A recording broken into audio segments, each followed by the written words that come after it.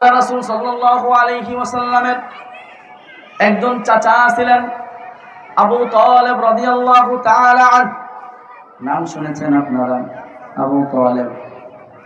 আবু তালেব কেমন মানুষ ছিলেন? আল্লাহর রাসূল সাল্লাল্লাহু আলাইহি ওয়াসাল্লাম দুনিয়াতে আগমনের 6 মাস আগে তার বাবা দুনিয়া থেকে বিদায় হয়ে যায়। আল্লাহর রাসূল সাল্লাল্লাহু আলাইহি ওয়াসাল্লামের বয়স যখন 8 বছর হয়, তখন থেকে চাচা আবু তালেব আল্লাহর রাসূলের দায়িত্ব গ্রহণ করেন। বাবা হারানোর কারণে যে অসুবিধা হয়, আবু তালেব আল্লাহর রাসূলের উপরে বাবার মতো ছায়া দিয়ে রাখেন, পিতৃ ছায়া। আল্লাহর রাসূলকে এতটা খেদমত করেছেন, এতটা সেবা করেছেন, এত স্নেহ ও মমতা দিয়ে বড় করেছেন, কোনোদিন বাবা হারানোর শোক অনুভব করতে দেয় নাই আবু তালেব। আল্লাহর রাসূলকে ব্যবসা শিখিয়েছেন, চাল চলন শিখিয়েছেন, কথাবার্তা শিক্ষা দিয়েছেন, সব কিছু শিখিয়েছেন। 25 বছর বয়সে আল্লাহর রাসূল যখন বিয়ে করেন, বিবাহের দায়িত্বটাও আবু তালেব পালন করেছেন। আম্মা জান খাদিজার সাথে 25 বছর বয়সে আল্লাহর রাসূলের বিবাহ হয়। বিবাহের সকল খরচ, সকল দায়িত্ব, জিম্মাদারি আল্লাহর রাসূল গ্রহণ করেছিলেন। আল্লাহর রাসূল 40 বছর বয়সে নবুয়ত লাভ করেন, নবী হন। 8 বছর বয়স থেকে নিয়ে 40 বছর বয়স পর্যন্ত 32 বছর হয়। 32 বছর, এই 32 বছর আল্লাহর রাসূলের মাথার উপরে বাবার মতো ছায়া দিয়েছিলেন আবু তালেব। এরপরে আল্লাহর রাসূল যখন 40 বছর বয়সে নবী হলেন, নবুয়ত লাভ করলেন, তখন থেকে নিয়ে আরো 10 বছর পর্যন্ত আল্লাহর রাসূল যতদিন মক্কার মধ্যে ইসলামের দাওয়াত দিয়েছেন, কালিমার দাওয়াত দিয়েছেন, আবু তালেব আল্লাহর রাসূলের উপরে যত হামলা আসছে, যত নির্যাতন হয়েছে, সব সময় আবু তালেব আল্লাহর রাসূলের পাশে ছিলেন। আল্লাহর রাসূলের উপরে কোনো কাফের হামলা করার সাহস পেত না আবু তালেবের কারণে। একবার মক্কার বড় বড় মুশরিক নেতারা আবু তালেবের দরবারে উপস্থিত হয়, হয়ে বলে, আবু তালেব, তোমার ভাতিজা মুহাম্মদ আমাদের মূর্তির সমালোচনা করে, মূর্তির বিরোধিতা করে। ও আবু তালেব, তোমার ভাতিজারে তুমি ঠেকাও, তোমার ভাতিজারে তুমি নিষেধ করে দাও, সে যেন আমাদের মূর্তির বিরুদ্ধে না বলে।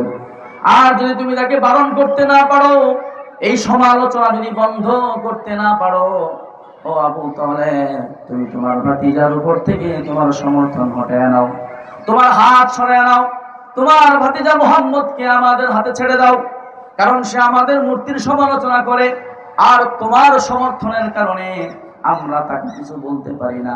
হয় তাকে ঠেকাও, হয় তার সকল দাওয়াত বন্ধ করো, অন্যথায় তুমি তার সমর্থন ছেড়ে দাও। আবু তালেব আল্লাহর রাসূলকে ডাকলেন, মুহাম্মদ সাল্লাল্লাহু আলাইহি ওয়াসাল্লামকে ডেকে বললেন, ভাতিজা, মক্কার সব কাফের নেতারা আমার কাছে উপস্থিত হলো।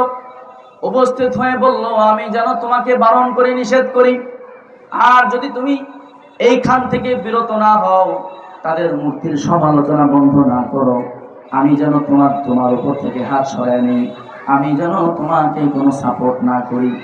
ও ভাতিজা, আমার আশঙ্কা হয় আবু জাহেল, উতবা, সাইবা তোমার বড় ধরনের ক্ষতি করে ফেলবে। ভাতিজা, তুমি যেই জিনিসের দাওয়াত দিচ্ছ, এই দাওয়াত থেকে হাত সরায় ফেলো, এটা থেকে বিরত হয়ে যাও, তারা তোমার বড় ধরনের কোনো ক্ষতি করে ফেলবে।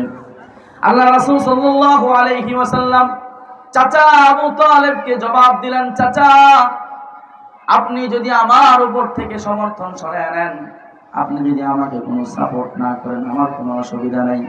ও চাচা, মক্কার কাফেররা আমাকে অনেক বড় বড় প্রস্তাব দিয়েছে, আমাকে অনেক সুন্দরী নারীর প্রস্তাব দিয়েছে, আমাকে রাজ্য ক্ষমতার প্রস্তাব দিয়েছে, অনেক বড় বড় অফার করেছে।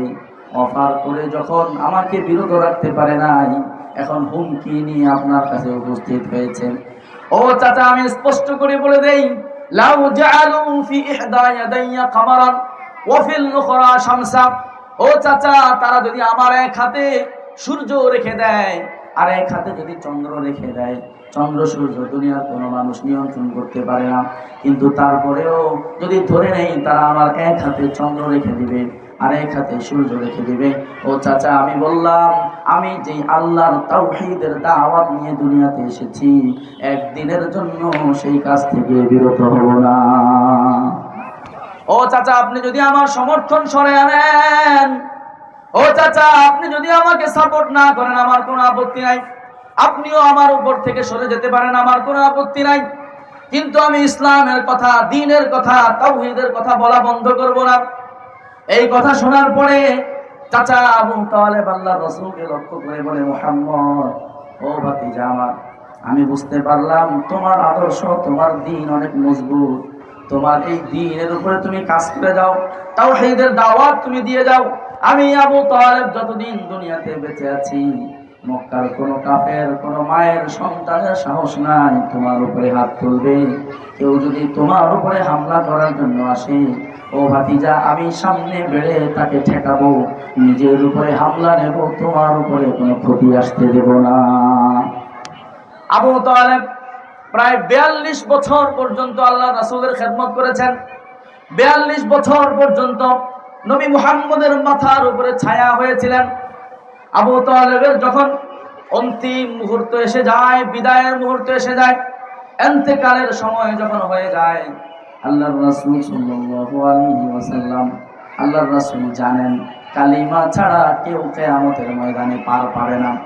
আল্লাহর রাসূলের যত খেদমত করুক, যত কল্যাণ করুক, যত উপকার করুক, ঈমান ছাড়া কিয়ামতের ময়দানে কেউ পার পাবে? বলেন, পার পাবে? আল্লাহ রাসূল জানেন আমার চাচা 42 বছর আমি মুহাম্মদের খেদমত করেছে, কিন্তু যদি কালিমা ছাড়া দুনিয়া থেকে বিদায় হয়ে যায়, আমার চাচা মুক্তি পাবে না। এই কারণে আবু তালেব অন্তিম মুহূর্তে শায়িত। আল্লাহর রাসূল চাচার মাথার কাছে পৌঁছে গেলেন, গিয়ে বললেন, চাচা, সারাটা জীবন আপনি আমার খেদমতে কাটিয়েছেন।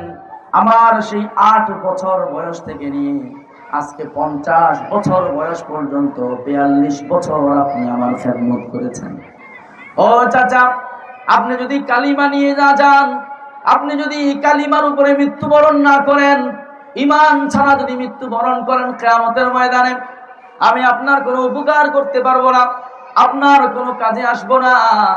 ও চাচা, আপনি শুধু কালিমাটা পড়ে ফেলেন, লা ইলাহা ইল্লাল্লাহু মুহাম্মাদুর রাসূলুল্লাহ।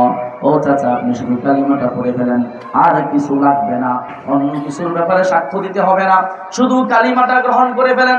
যদি কালিমাটা গ্রহণ করেন, কিয়ামতের ময়দানে আল্লাহর কাছে আমি আপনার ব্যাপারে সুপারিশ করতে পারবো, আপনার পাশে দাঁড়াতে পারবো। আর আপনি যদি কালিমা ছাড়া দুনিয়া থেকে চলে যান, কিয়ামতের ময়দানে আমি নবী আপনার কোনো উপকার করতে পারবো না। ঈমান ছাড়া নবীও কারো উপকার করতে পারবেন? কি বলেন, পারবেন? ঈমান লাগবে। কি লাগবে? ঈমান লাগবে, কালিমা লাগবে। আল্লাহ রাসূল সাল্লাল্লাহু আলাইহি ওয়াসাল্লাম আবু তালেবের সামনে যখন কালিমার দাওয়াত পেশ করলেন, ঐতিহাসিকগণ লেখেন আবু তালেবের চেহারার ভাব দেখে বোঝা যাচ্ছিল আবু তালেব মনে হয় কালিমাটা পড়ে ফেলবে, মনে হয় লা ইলাহা ইল্লাল্লাহ পড়ে ফেলবে। কিন্তু ওই সময় ওই মজলিসে আবু তালেবের পাশে কাফেরদের লিডার আবু জাহেল উপস্থিত, উতবা সাইবা উপস্থিত। আবু জাহেল আবু তালেবকে লক্ষ্য করে বলে, আবু তালেব সারাটা জীবন বাপ দাদার ধর্মের উপরে ছিলেন, আজকে বিদায়ের মুহূর্তে তোমার ভাতিজা মুহাম্মদের ধর্ম গ্রহণ করে যদি দুনিয়া থেকে বিদায় হও, দুনিয়া থেকে চলে যাওয়ার পরে মানুষ তোমার নাম নিয়ে বলা বলি করবে। আবু তালেব জীবনের শেষের দিকে এসে ভয় পেয়ে গেছিল, ভয়ের কারণে সে তার ভাতিজার ধর্ম গ্রহণ করেছে। তোমার নাম স্মরণ করে মানুষ গালি দিবে, বকা দেবে, তোমার সমালোচনা করবে, তোমার কবরের উপরে থুতু নিক্ষেপ করবে। আবু তালেব জীবনের শেষ মুহূর্তে এসে বাপ দাদার ধর্মের উপরে চুনকালি মেখো না, বাপ দাদার ধর্মের উপরে কালিমা লেপন করো না, ভাতিজার কালিমা গ্রহণ করে নিজের জীবনকে শেষ করো না। এবার আবু তালেব আল্লাহ রাসূল সাল্লাল্লাহু আলাইহি ওয়াসাল্লামকে লক্ষ্য করে 2টা কবিতা বললেন। কবিতা, লম্বা কবিতার মধ্যে 2টা লাইন আমি আপনাদেরকে শোনাই। আবু তালেব আল্লাহ রাসূলকে বলে, ভাতিজারে, قد عرست علي دينا لعلمت أنه من خير أديان البرية دينا লাউলাল মালামাতু আও হাদারি সুব্বাতিন লাওয়াজাদতানি সামহাম বিযালিকা মুবিনা। আবু তালেব আল্লাহর রাসূলকে লক্ষ্য করে বলেন, ভাতিজা, তুমি আমার সামনে এমন কালিমা পেশ করেছো, এমন দ্বীনের দাওয়াত পেশ করেছো, আমি আবু তালেব জানি পৃথিবীতে এই ধর্মের চাইতে শ্রেষ্ঠ কোনো ধর্ম নাই। সুবহানাল্লাহ। আমি আবু তালেব জানি তুমি যেই দ্বীন নিয়ে দুনিয়াতে আগমন করেছো, এই দ্বীনের চাইতে শ্রেষ্ঠ কোনো ধর্ম আর দুনিয়াতে নাই। ও ভাতিজা, আমি দেখতে পাচ্ছি অল্প কিছুদিন পরে তোমার এই ধর্ম দুনিয়ার সব ধর্মের উপরে বিজয়ী হয়ে যাবে। তোমার ধর্ম সত্য ধর্ম, এর মধ্যে আমার কোনো সন্দেহ নাই। কিন্তু ভাতিজা, আমার টেনশন, আমি দুনিয়া থেকে চলে যাওয়ার পরে আমি যদি তোমার কালিমা গ্রহণ করি, তাহলে চলে যাওয়ার পরে মানুষ আমার নাম নিয়ে সমালোচনা করবে, আমার বদনাম করবে, আমার কবরের উপরে থুতু ফেলবে। এটা আমি সহ্য করতে পারবো না। এই কারণে ভাতিজা, তোমার ধর্ম সত্য জানার পরেও আমি গ্রহণ করতে পারলাম না। নাউজুবিল্লাহ। আবু তালেব আল্লাহ রাসূলের কালিমা গ্রহণ করে নাই। 42 বছর আল্লাহ রাসূলের খেদমত করেছেন, কিন্তু কালিমা ছাড়া দুনিয়া থেকে বিদায় হয়ে যায়। আবু তালেব মওতের সময় বলে, আলা মিল্লাতি আবদুল মুত্তালিব, আব্দুল মুত্তালিবের ধর্মের উপরে দুনিয়া থেকে চলে গেলাম। কালিমা গ্রহণ করে নাই, বেঈমান অবস্থায় দুনিয়া থেকে চলে যায়। আপনারা বলেন, আল্লাহ রাসূলের চাচা, কুরাইশ বংশের লোক, মসজিদে হারাম কাবা শরীফের পাশের লোক, আরবের একজন দামি মানুষ, আল্লাহ রাসূলের 42 বছরের খেদমত, এত কিছু থাকার পরেও কালিমা নাই। আল্লাহ রাসূল কিয়ামতের ময়দানে তার কোনো উপকার করতে পারবেন না। আবু তালেবের যখন বেঈমান অবস্থায় মৃত্যু হয়ে যায়, আল্লাহ রাসূল কান্না শুরু করে দিলেন। কাঁদতে থাকলেন, অঝোর দ্বারাই কান্না করতেছেন। কান্না করে বলেন, হায়, আমি মুহাম্মদের হাতে কত মানুষের হেদায়েত নসিব হলো। সেই হাবশার বেলাল কালিমা গ্রহণ করতে পারলো, সেই রোমের সোহাইবের রুমি মুসলমান হয়ে গেল, সালমান ফার্সি মুসলমান হলো, কত দূর দেশের তুফাইল ইবনে আমর মুসলমান হলো, কত দূর দেশের মানুষ আমি মুহাম্মদের হাতে কালিমা গ্রহণ করলো, সৌভাগ্যবান অবস্থায় দুনিয়া থেকে বিদায় হলো। কিন্তু আমার ঘরের লোক, আমার বাবার মতো যেই চাচা ছিলেন, ওই চাচা কালিমা ছাড়া বেঈমান অবস্থায় দুনিয়া থেকে চলে গেল। আল্লাহর রাসূল কান্না করতেছেন। আল্লাহ তাআলা আয়াত নাজিল করলেন। আয়াত নাজিল করে আল্লাহর রাসূলকে বললেন, হে মুহাম্মদ, কান্না করার দরকার নাই, আপনি পেরেশান হয়েন না। আল্লাহ বলে দিলেন, ইন্নাকা লা তাহদি মান আহবাবতা ওয়ালাকিন্নাল্লাহা ইয়াহদি মান ইয়াশা। ও নবী, আপনি যাকে চান হেদায়েত আপনি দিতে পারবেন না, আপনার হাতে হেদায়েত নাই। ও নবী, আপনি নবী, কিন্তু আপনার হাতেও হেদায়েত নাই। হেদায়েত দিতে পারেন কে? হেদায়েতের মালিক একমাত্র আল্লাহ। আল্লাহ যাকে হেদায়েত দেন সেই হেদায়েত পায়, আল্লাহ যাকে ঈমানের দৌলত দান করে সেই ঈমান পায়। ও আমার ভাইরা, আবু তালেবের ঘটনা যতবার সামনে আসে বড় আফসোস হয়। কোথায় আমরা আর কোথায় আবু তালেব? আল্লাহর রাসূলকে কতবার আবু তালেব কোলে নিয়েছে হিসাব নাই, কতবার আল্লাহর রাসূলের চেহারায় আবু তালেব চুমু খেয়েছে হিসাব নাই, কত ধরনের খেদমত করেছে হিসাব নাই। কুরাইশের একজন সর্দার ছিলেন, নেতা ছিলেন, 42 বছর আল্লাহর রাসূলের খেদমত করেছেন, সেই লোকটা কালিমা পায় নাই।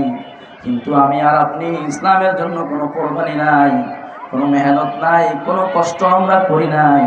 আল্লাহ দয়া করে মায়া করে আমাদেরকে ঈমান দান করেছেন, সেই ঈমানের কোনো মূল্য আমাদের কাছে নাই। আল্লাহ রাসূলের আরেকজন চাচা ছিলেন আব্বাস রাদিয়াল্লাহু তাআলা আনহু। নাম শুনেছেন আপনারা? আব্বাস ইবনে আব্দুল মুত্তালিব। আবু তালেব যেমন একজন চাচা, আব্বাস রাদিয়াল্লাহু তাআলা আনহু তিনিও একজন চাচা। আবু তালেব মুসলমান হয় নাই, কিন্তু আব্বাস রাদিয়াল্লাহু তাআলা আনহু মুসলমান হয়েছেন। একবার সাইয়্যিদিনা আব্বাস আল্লাহর রাসূল সাল্লাল্লাহু আলাইহি ওয়াসাল্লামকে জিজ্ঞাসা করে, ও ভাতিজা মুহাম্মদ, আপনার চাচা আবু তালেব আপনার অনেক খেদমত করেছে, অনেক উপকার করেছে, কিন্তু ঈমান ছাড়া দুনিয়া থেকে বিদায় হয়ে গেছে। 42 বছর আপনার খেদমত করেছে, আপনার এই চাচার কিয়ামতের ময়দানে আপনি কোনো উপকার করতে পারবেন কিনা, এই চাচার কোনো ফায়দা আপনি করতে পারবেন কিনা। আল্লাহর রাসূল সাল্লাল্লাহু আলাইহি ওয়াসাল্লাম জবাব দেয়, ও চাচা আব্বাস, আব্দুল মুত্তালিব যেহেতু দুনিয়া থেকে ঈমান ছাড়া বিদায় হয়েছে, আমি নবীও তাকে জাহান্নাম থেকে মুক্ত করতে পারবো না। সে জাহান্নামে যাবে কোনো সন্দেহ নাই।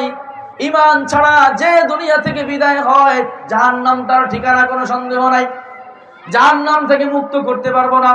কিন্তু আবু তালেব যেহেতু সারাটা জীবন আমি মুহাম্মদের পিছনে কাটিয়ে দিয়েছে, আমার খেদমত করেছে, আমি আল্লাহর কাছে সুপারিশ করব, আল্লাহ যেন তার জাহান্নামের আযাবটাকে হালকা করে দেয়, কমায়া দেয়। সাহাবায়ে কেরাম জিজ্ঞাসা করলেন, হালকা আযাবটা কেমন হবে, সর্বনিম্ন আযাবটা কেমন হবে? আল্লাহর রাসূল জবাব দিলেন, ইন্না আহওয়ানান নাসি আযাবান ইয়াউমাল কিয়ামাতি আবু তালেব, কিয়ামতের ময়দানে সবচেয়ে হালকা আযাব হবে আবু তালেবের। সেই হালকা আযাবটা কি হবে? আল্লাহর রাসূল বললেন, লাহু নালানি ওয়া লাহু শিরাকানি মিনান নার। আল্লাহ রাব্বুল আলামিন তাকে এক জোড়া জুতা পরিধান করায় দিবেন। জুতা, সেটা চামড়ার জুতা নয়, প্লাস্টিকের জুতা নয়, বাটা কোম্পানির জুতা নয়, অ্যাপেক্সের জুতা নয়, মিন নার, জাহান্নামের আগুনে তৈরি এক জোড়া জুতা পরিধান করায় দিবে। এই জাহান্নামের আগুনের তৈরি জুতা পরিধান করবে, জুতার উপরে থয়া থাকবে, ফিতা থাকবে, সেটাও জাহান্নামের আগুনে তৈরি। আল্লাহ রাসূল বলেন, এই জুতা থেকে এত তাপ উঠবে, এত তাপ বের হবে, সারা শরীরটা জ্বলে পুড়ে ভুনা হয়ে মাথার মধ্যে যে মগজ আছে, মগজটা টকবক টকবক করতে থাকবে। আমার ভাইয়েরা, ঈমান ছাড়া আখিরাতে মুক্তি নাই। এই কারণে সকলের ঈমানের ব্যাপারে সতর্ক হতে হবে। কিয়ামতের ময়দানে অনেক পাপ নিয়ে, অনেক অপরাধ নিয়ে আপনি উপস্থিত হয়েছেন। আল্লাহ আরহামার রাহিমিন, আল্লাহ ক্ষমা করে দিতে পারেন। কিন্তু যদি ঈমান ছাড়া কিয়ামতের ময়দানে কেউ উপস্থিত হয়, যত আমল থাকুক না কেন, যত নেক আমল থাকুক না কেন, ঈমান যদি নষ্ট হয়ে যায়, নেক আমল তার কোনো কাজে আসবে না।